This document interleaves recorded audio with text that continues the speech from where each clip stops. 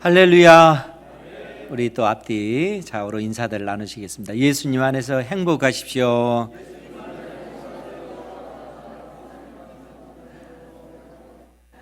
주님 안에서 행복한 여러분들이 되시기 바랍니다.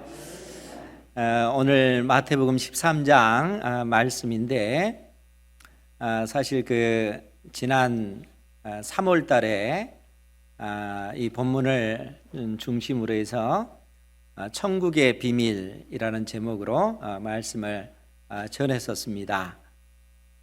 그런데 다시 오늘 이 말씀을 보고자 하는 것은 이스라엘 회복과 관련해서 우리 주님께서 우리에게 아주 중요한 가르침을 오늘 본문을 통해서 우리에게 가르쳐주고 있기 때문에 그렇습니다.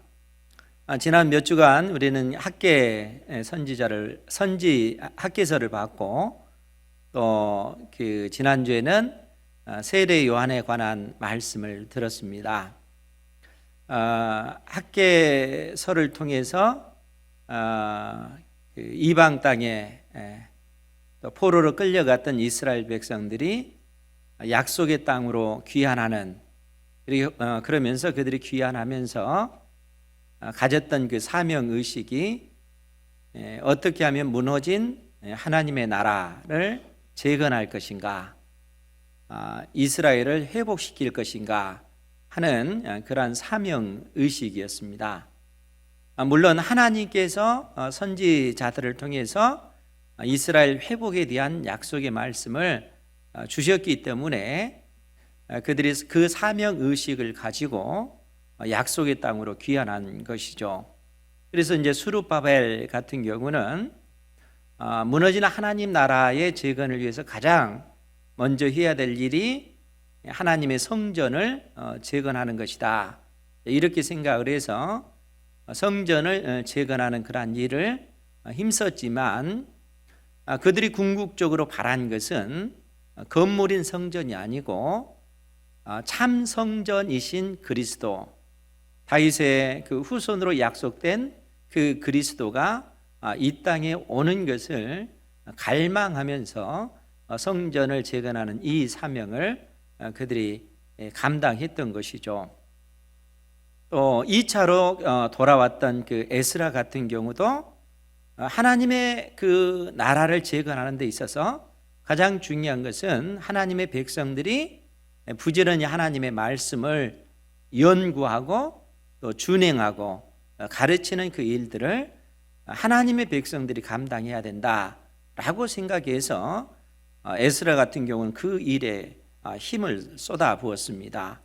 그리고 3차로 귀환했던 느헤미야 같은 경우는 하나님의 그 백성들이 이방 민족들에 의해서 생명의 위협을 받고 있기 때문에 예루살렘 성벽을 재건하는 그러한 일들을 통해서 하나님의 나라, 무너진 하나님의 그 나라가 재건되어지는 그 소망을 품고 하나님께서 속히 그 일들을 이루어 주시기를 소망하면서 그러한 사명을 그 시대에 그들이 감당했던 것이죠. 그런데 이제 궁극적으로 그들이 바랐던 것은 뭐냐면, 이 땅에 하나님께서 약속해 주신 다윗의 후손 메시아 그리스도가 속히 임하는 것이었습니다. 그러니까 예수님 당대 이스라엘 백성들, 즉 유대인들도 그들이 간절히 소망한 것이 뭐냐면 이 땅에 메시아 그리스도가 임하는 것입니다.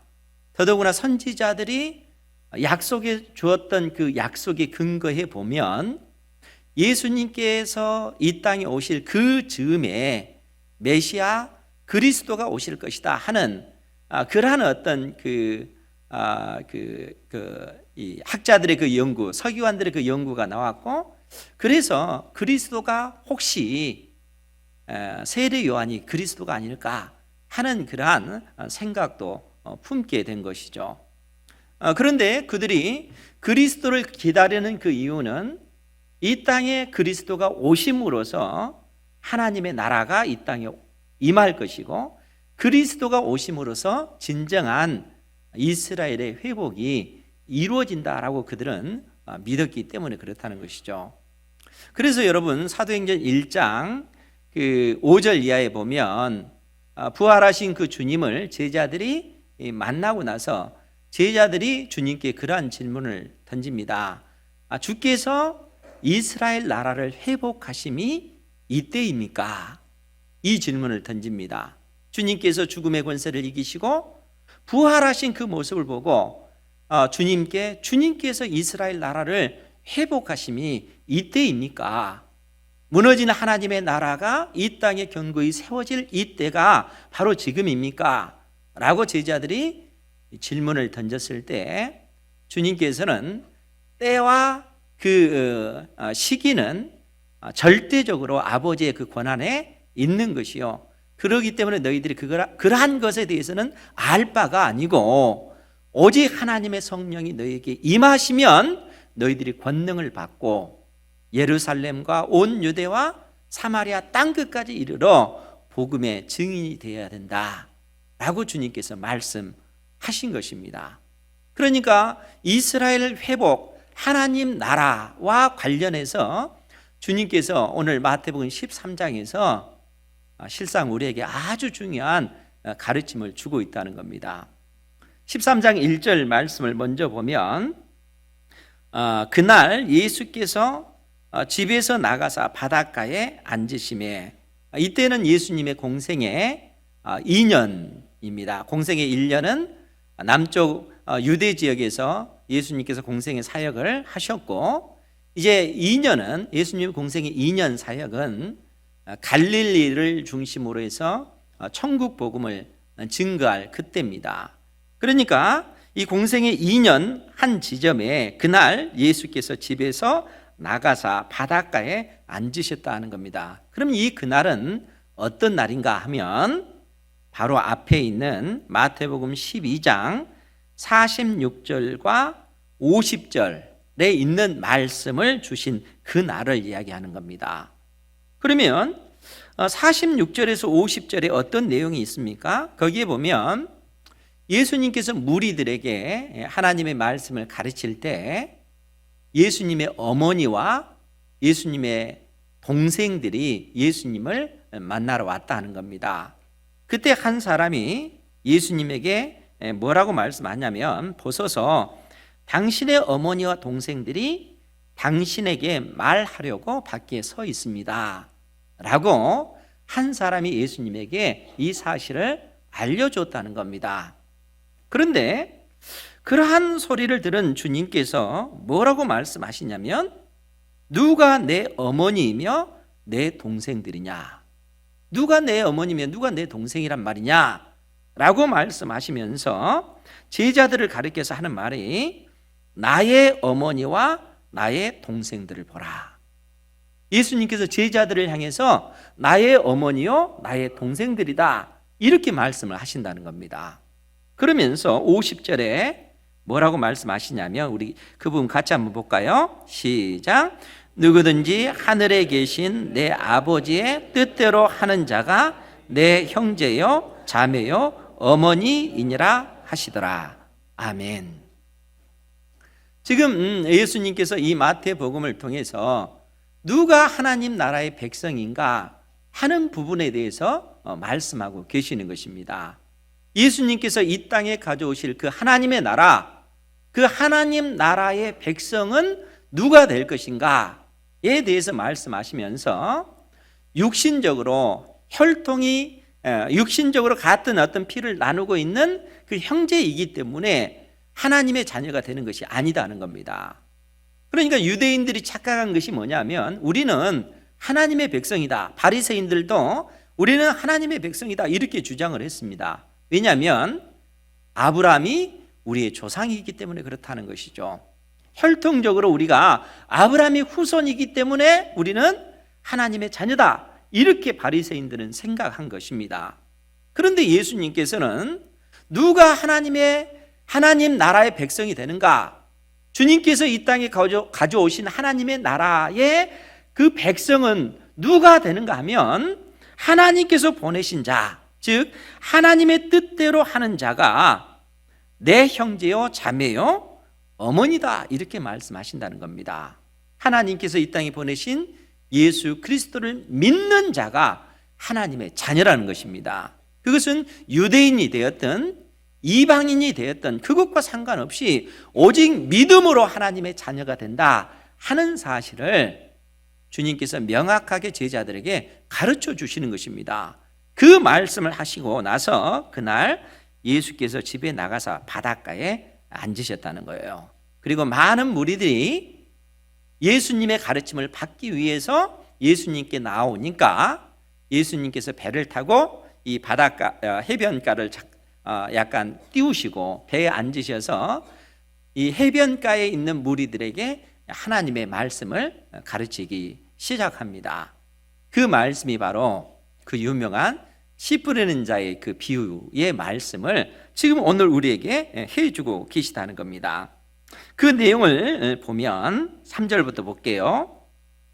예수께서 비유로 여러 가지를 그들에게 말씀하여 이르시되 씨를 뿌리는 자가 뿌리러 나가서 뿌릴새 더러는 길가에 떨어짐에 새들이 와서 먹어버렸고 더러는 흙이 얇은 돌밭에 떨어짐에 흙이 깊지 아니하므로 곧 싹이 나오나 해가 돋은 후에 타서 뿌리가 없으므로 말랐고 더러는 가시 떨기 위에 떨어짐에 가시가 자라서 기운을 막았고 더러는 좋은 땅에 떨어짐에 어떤 것은 100배 어떤 것은 60배 어떤 것은 30배의 결실을 하였느니라.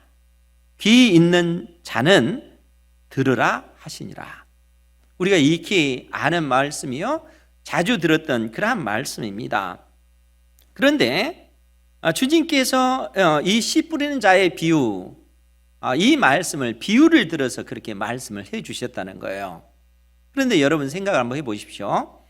비유로 말씀하면 우리가 잘 알아들을 수 있을까요? 아니면 알아듣지 못할까요?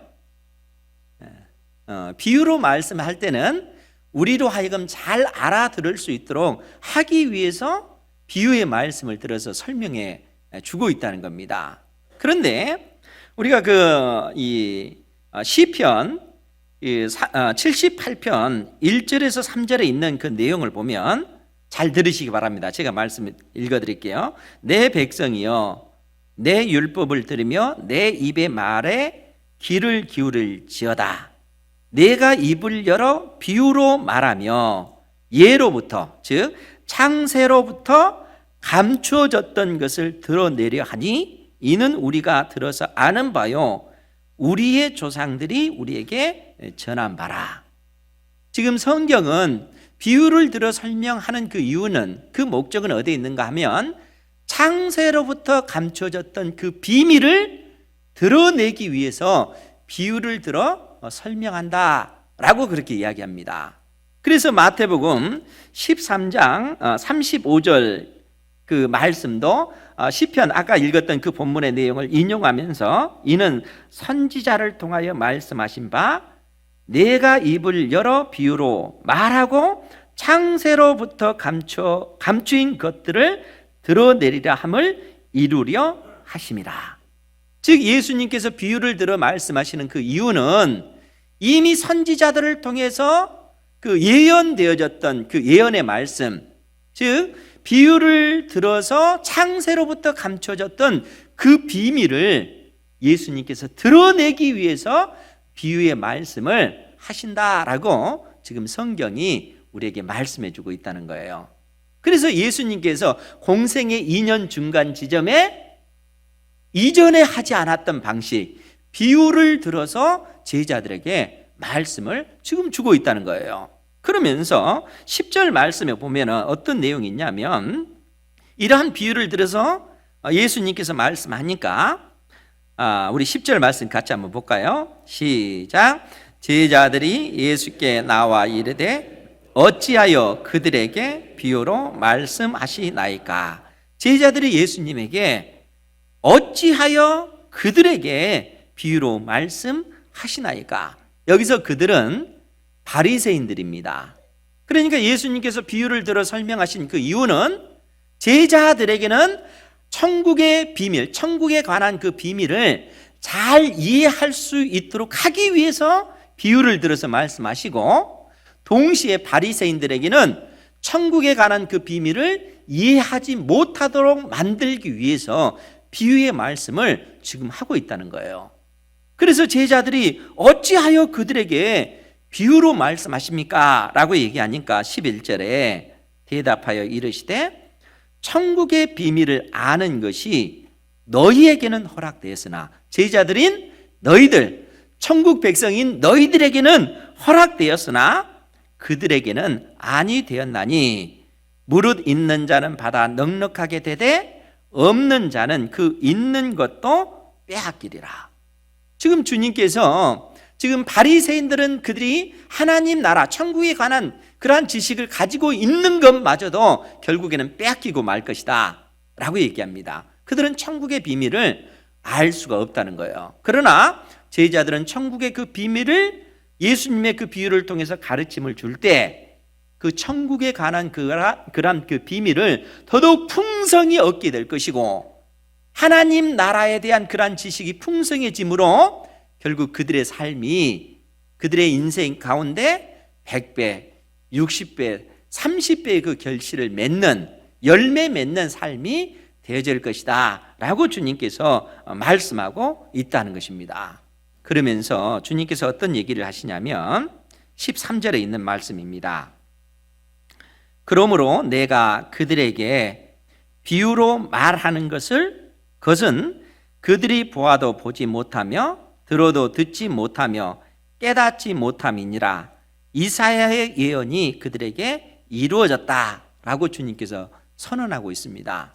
즉 이사야 선지자가 예언했던 예언의 말씀이 지금 바리새인들에게는 그대로 이루어졌다라고 말씀하고 있는 것입니다. 그러면 이사야 선지자가 어떤 예언의 말씀을 했습니까? 14절에 있는 그런 말씀인데, 그 중반절에 보면 너희가 듣기는 들어도 깨닫지 못할 것이요 보기는 보아도 알지 못하리라. 이 백성들의 마음이 완악하여져서 그 귀는 듣기에 둔하고 눈은 감았으니 이는 눈으로 보고 귀로 듣고 마음으로 깨달아 돌이켜 내게 고침을 받을까 두려워함이라. 여러분, 이 말씀은 이사야서 6장 9절 이하에 있는 말씀이에요. 그런데 왜 하나님께서 이사야 선지자를 통해서 이 말씀을 주셨냐면, 하나님께서 이스라엘 백성들을 그들의 죄악된 그 길에서 돌이키도록 하기 위해서 무수한 선지자들을 그들에게 보내셔서 너희들이 그 죄악된 그 길에서 돌이키라, 하나님께 돌이키라 라는 그런 말씀을 주셨지만, 문제는 이스라엘 백성들이 하나님께로 돌이키지 아니하고 오히려 그들의 그 죄악이 더더욱 심해지고 더더욱 깊어졌다는 거예요. 그래서 하나님께서 나중에는 그러한 이스라엘 백성들을 심판하시기 위해서 하나님의 말씀이 너희들에게 선포되어진다 할지라도 너희들이 그 말씀을 듣기는 들어도 그 말씀을 깨닫지 못할 것이고, 보기는 보아도 너희들이 보지 못하는 그러한 상황이 될 것이다. 하나님께서 이렇게 말씀하셨다는 거예요. 그러니까 예수님께서 이 땅에 오셔서 천국 복음을 증거할 때 수많은 그 바리새인들이, 그야말로 율법에 정통한 학자라고 일컬어지는 그들이 예수님께서 전하신 그 말씀을 듣고도 깨닫지를 못하고 오히려 그들의 마음이 완악해진 그러한 상태를 주님께서 보시면서 이제는 비유의 말씀을 전하신다는 겁니다. 이 비유를 통해서 그들은 듣기는 들어도 듣지 못하는, 깨닫지 못하고 보기는 보아도 보지 못하는 그러한 상태가 되어질 것이고, 예수님의 제자들은 비유의 말씀을 통해서 하나님 나라의 그 비밀을 더더욱 풍성히 알게 될 거라는 겁니다. 이러한 사실을 지금 주님께서 제자들에게 말씀하시는 것이죠. 그런데 여러분, 이제 여기서 보다 구체적으로 그러면 천국의 그 비밀, 하나님 나라의 그 비밀이 무엇인가 하는 것에 대해서 여러분들이 생각을 하셔야 됩니다. 지금 예수님께서 천국에 관한 그 비밀이 제자들인 너희들에게는 허락되었다라고 말씀하고 계십니다. 그러면 여러분, 천국의 그 비밀이 뭘까요? 먼저 이 비밀이라고 하는 이 단어를 생각을 해야 돼요. 이 비밀은 이제 그 헬라어로 미스테리온이라고 하는 단어입니다.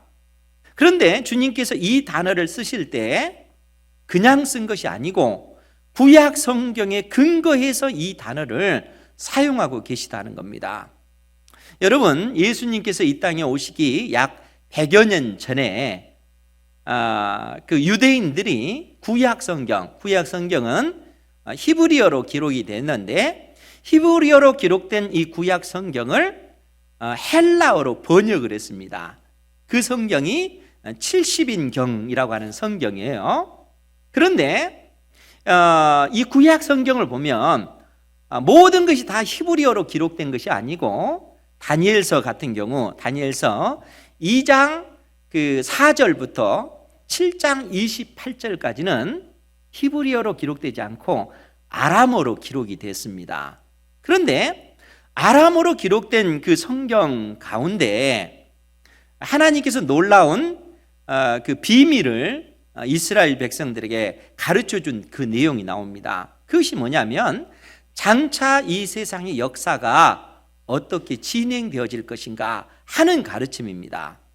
여러분, 바벨론이라고 하는 대제국을 건설했던 왕이 누굽니까? 느부갓네살 4살짜리입니다. 느부갓네살 농담을 하는 소리입니다. 느부갓네살 왕이 역사상 이 바벨론이라고 하는 대제국을 건설했다는 거예요.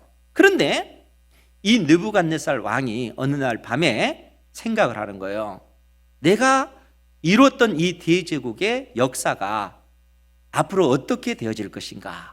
아니, 장래 이 세상의 역사가 어떻게 진행되어질 것인가? 심히 궁금해하면서 고민하다가 잠이 들었는데 하나님께서 이 느부갓네살 왕에게 환상으로 그에게 장래 되어질 그 역사가 어떻게 진행되어질 것인가 장래 일을 알려주셨다는 거예요. 그럼 느부갓네살 왕이 그 환상이 뭐냐면 그야말로 거대한 신상, 우상의 모습을 느부갓네살 왕이 그가 꿈속에 본 것입니다. 그것이 뭐냐면 거대한 신상인데 머리는 금으로 되어 있고 이 가슴과 이 팔은 은으로 되어 있고 그리고 이 배와 이 허벅지는 동으로 되어 있고 다리와 이 발은 철로 되어 있는 거대한 신상을 본 겁니다. 그런데 갑자기 작은 돌 하나가 뜨인 돌이 딱 떠오르더니 이 돌이 이 신상을 탁 쳤다는 거예요.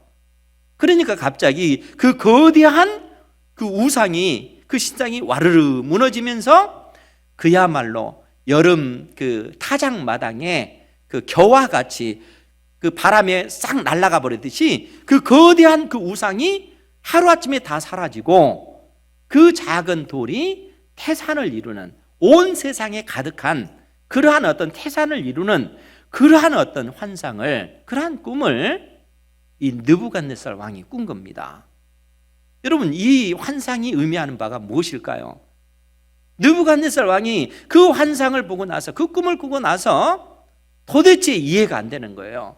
이건 장차 어떻게 이 세상 역사가 진행되어질 것인가를 가르쳐 주는 것 같이 보여지지만 실상 이 의미를 깨달을 수가 없는 것입니다. 그런데 그 의미를 깨닫게 해준 사람이 있죠. 누굽니까? 다니엘 선지자가 그 꿈의 의미를 알게끔 해 주었다는 겁니다. 그 내용을 한번 보도록 하겠습니다. 우리 다니엘서 2장입니다.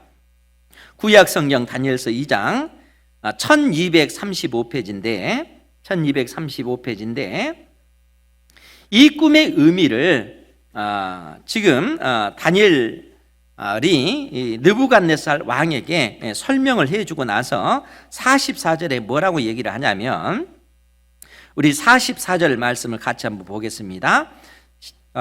다니엘서 2장 44절입니다. 시작.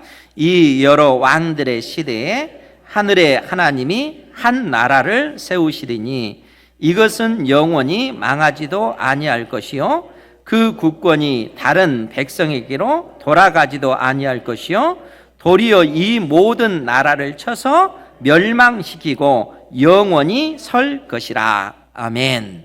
지금 다니엘이 느부갓네살 왕에게 이 이야기를 해주고 있습니다. 이 여러 왕들의 시대에 이게 무슨 의미냐면 그 느부갓네살 왕이 봤던 신상을 언급하면서 그 얘기를 하는 거예요.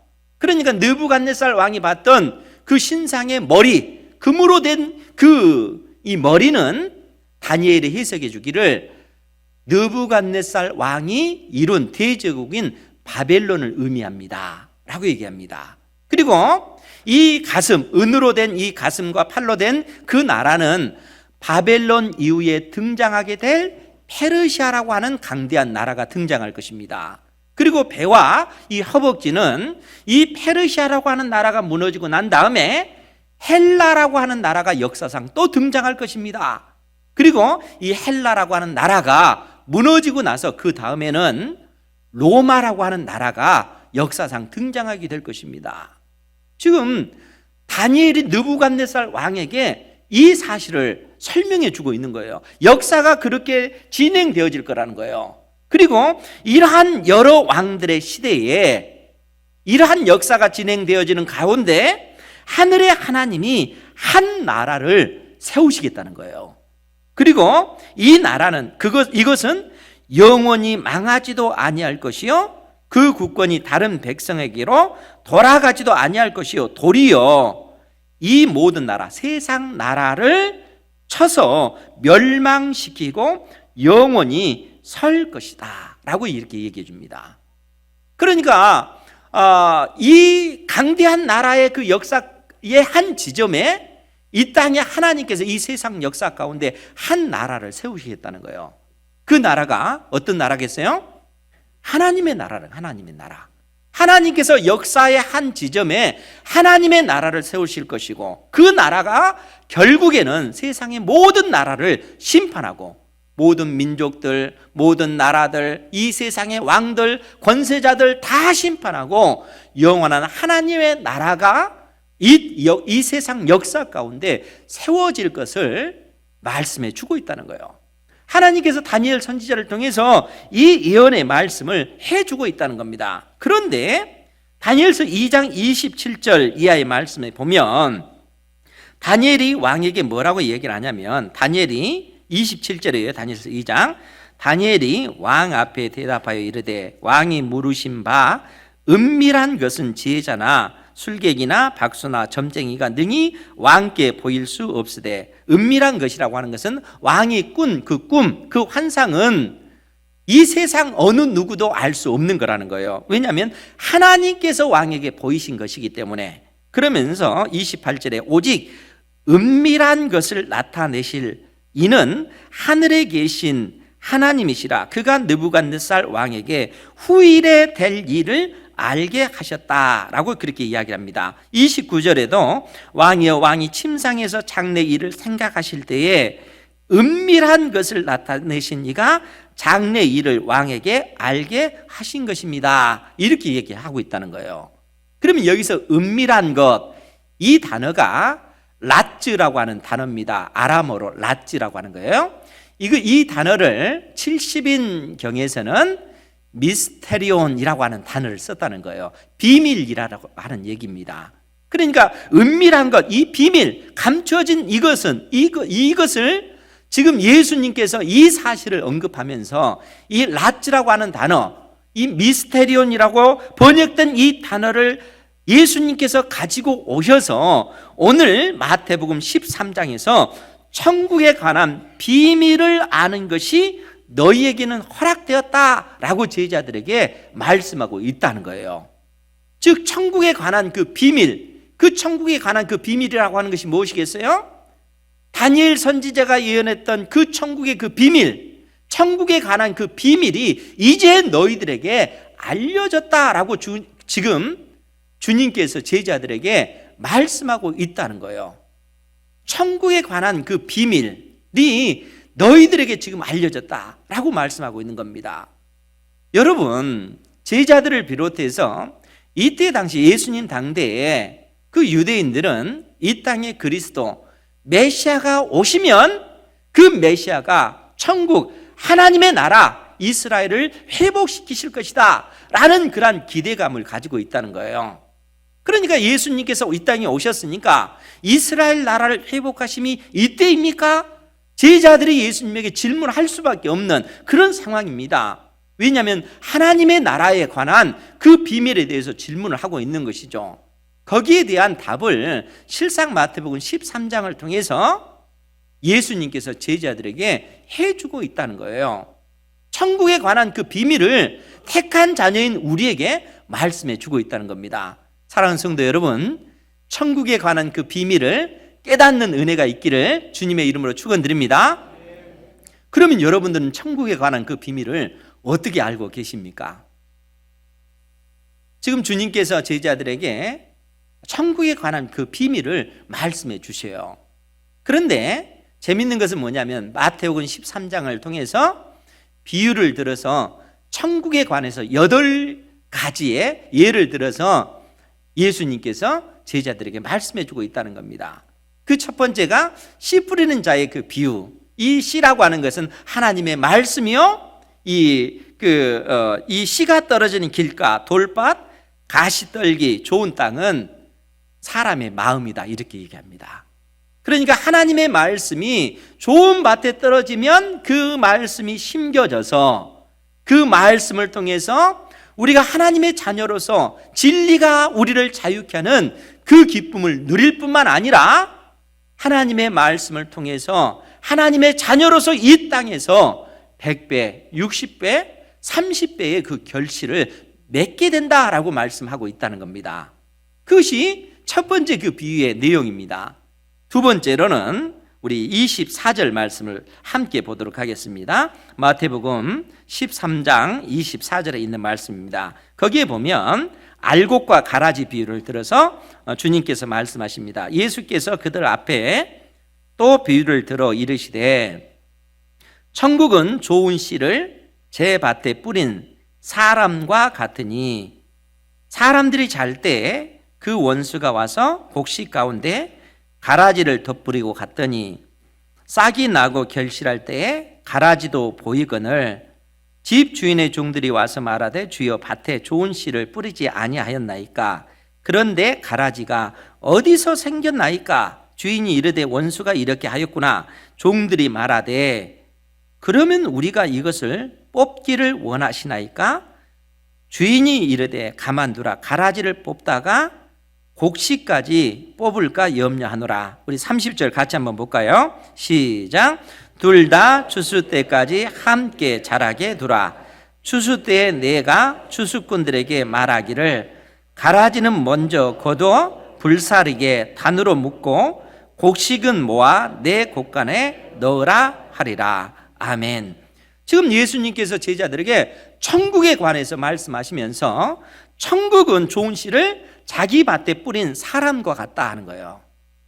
천국은 좋은 씨를 자기 밭에 뿌린 사람과 같다는 거예요. 그럼 좋은 씨를 밭에다 뿌렸으면 그 좋은 씨가 잘 자라야 되지 않겠습니까? 그런데 그 밭에 보니까 어느 날 보니까 알곡만 자라는 것이 아니라 좋은 씨만 자라는 것이 아니라 가라지도 자라나고 있다는 거예요.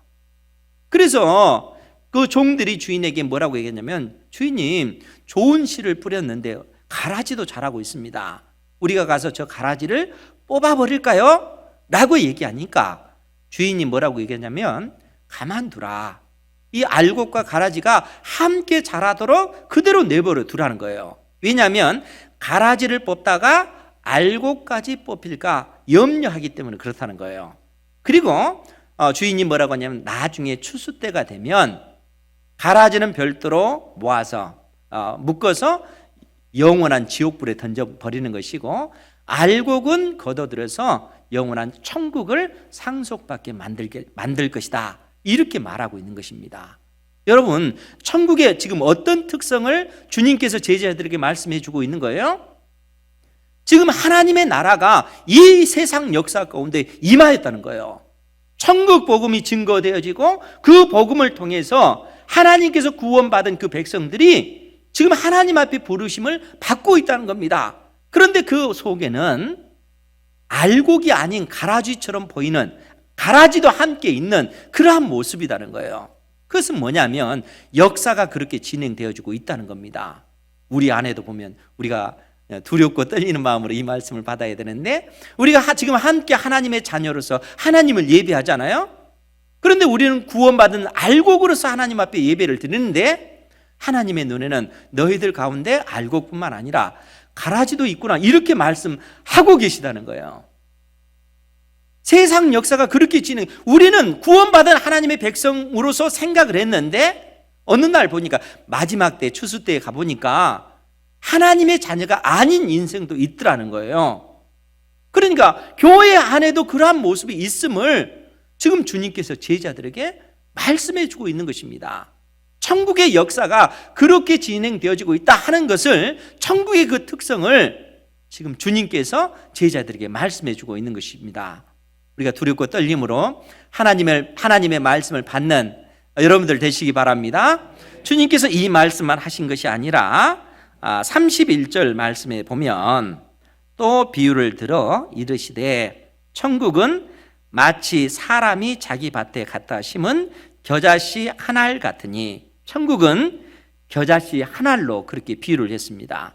겨자씨 하나는 지극히 작은 알갱이라는 거예요. 작은 알갱이. 그런데 그것을 밭에 심었더니 어때요?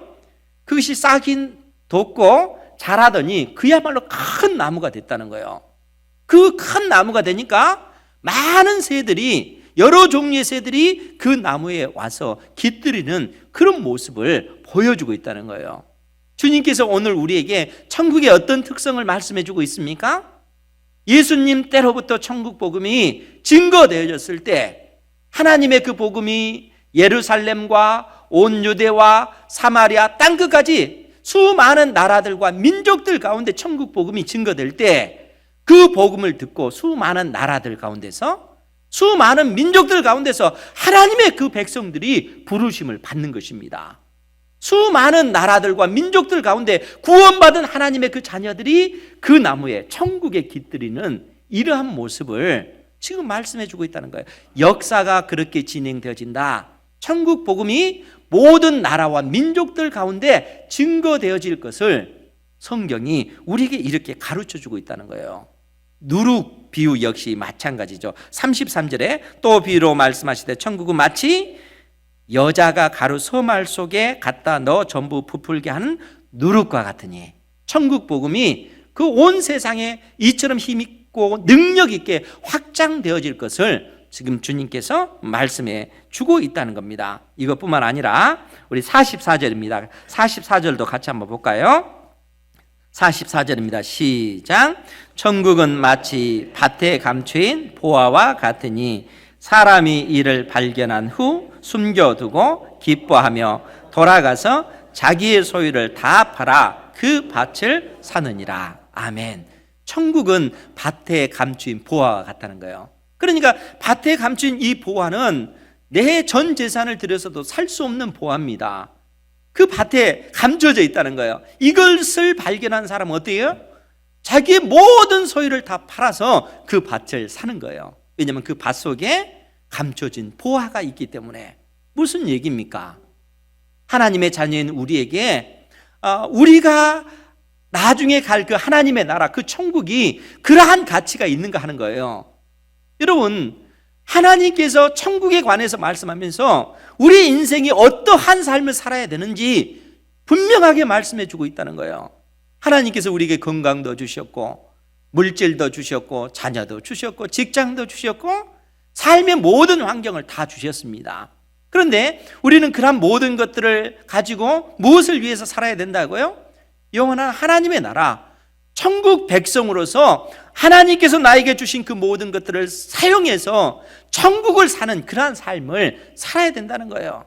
하나님의 자녀답게 우리가 이 세상 속에서 살아가면서 빛이요 소금으로서 그 본연의 모습을 드러내고, 수많은 연약한 그 인생들을 돕고 무너진 그 인생들을 돕는, 나의 어떤 물질을 통해서, 나의 정성을 통해서, 나의 어떤 시간을 들여서 연약한 그 사람들을 세우는 그러한 일들을 통해서 천국을 우리가 사는 그러한 삶을 살아간다는 거예요.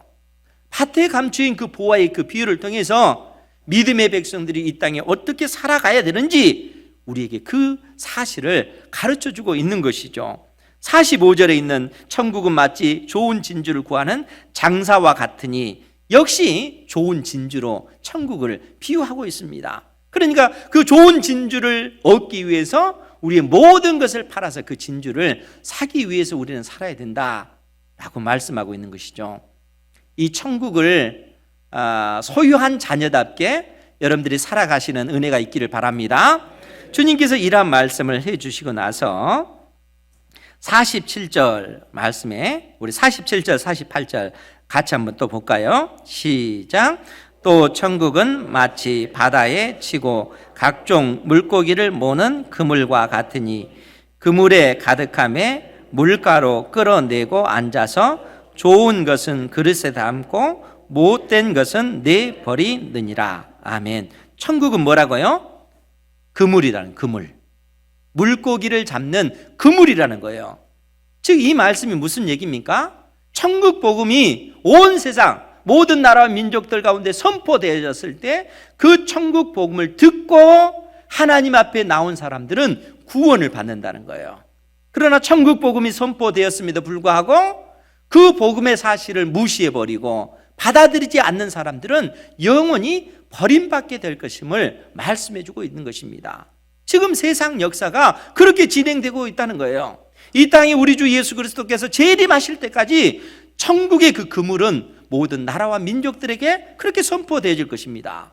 그리고 그 복음을 듣고 반응한 사람들, 믿음으로 예수님을 나의 구주로 영접한 사람들은 천국을 소유하게 될 것이지만, 그러지 못한 사람들은 영원한 지옥에 던져지게 될 것임을 성경이 말씀해 주고 있다는 거예요. 그래서 49절 50절 말씀에 보면, 세상 끝에도 이러하리라. 천사들이 와서 의인 중에서 악인을 갈라내어 풀무불에 던져 넣으리니, 영원한 지옥에 던져 넣으리니 거기서 울며 이를 갈리라. 역사가 그렇게 진행되어 주고 있다라고 지금 예수님께서 천국에 관한 그 비밀을 제자들에게 말씀해 주고 있는 것입니다.